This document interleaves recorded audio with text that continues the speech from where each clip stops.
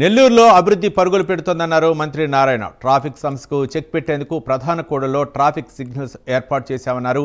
Corporation పరిధిలో అభివృద్ధి పనులు శరవేగంగా సాగుతున్నాయన్నారు. కార్పొరేషన్ పరిధిలో అవసరమైన అన్ని చోట్ల ట్రాఫిక్ సిగ్నల్స్ ఏర్పాటు కాబోతున్నాయని ఎంపీ ప్రభాకర్ రెడ్డి తెలిపారు. ట్రాఫిక్ సిగ్నల్స్ ని ప్రజలు ఖచ్చితంగా పాటించాలన్నారు. కమాండ్ కంట్రోల్ నుంచి పోలీసులు నిరంతరం పర్యవేక్షణ చేయాలని సూచించారు.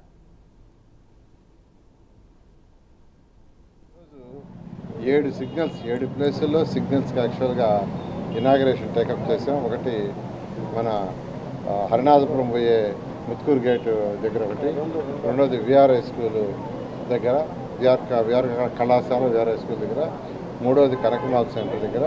అదేవిధంగా రూరల్లో కూడా 4 ప్లేసులు యాక్చువల్గా ఈ సిగ్నల్స్ ఏర్పాటు చేశారు.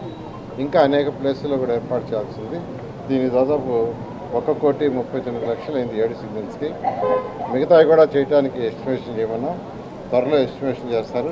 అయితే నేను ప్రజలందరినీ రిక్వెస్ట్ చేసేది ఏంటంటే, ఈ సిగ్నల్స్ని పాటించండి.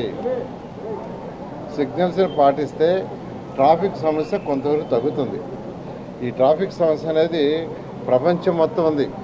డెవలప్డ్ కంట్రీస్లో కూడా ఈరోజు అమెరికా కావచ్చు, చైనా కావచ్చు, రష్యా కావచ్చు, జపాన్ కావచ్చు, సింగపూర్ కావచ్చు, ఈ కంట్రీస్లో కూడా ఈ ట్రాఫిక్ సమస్య ఉంది. దానికి కారణం ఏంటంటే, ఈ రోజుల్లో అందరికీ 4 వీలర్స్ వచ్చినాయి.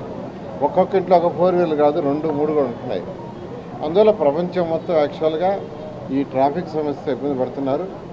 ఈ ట్రాఫిక్ సమస్యను కొంతవరకు కంట్రోల్ చేయడానికి ఈ సిగ్నల్స్ అని ఉపయోగపడతాయి. అందువల్ల నేను అందరినీ రిక్వెస్ట్ చేసేది ఏంటంటే, ఈ యొక్క సిగ్నల్స్ ఏదైతే ఊరినే మేము పెట్టి ఈరోజు ఇనాగరేషన్ చేయడం కాదు, దానికి ప్రజలందరూ సహకరించి ట్రాఫిక్ సిగ్నల్స్ ప్రకారం మీరు నడుచుకోవాల్సిందిగా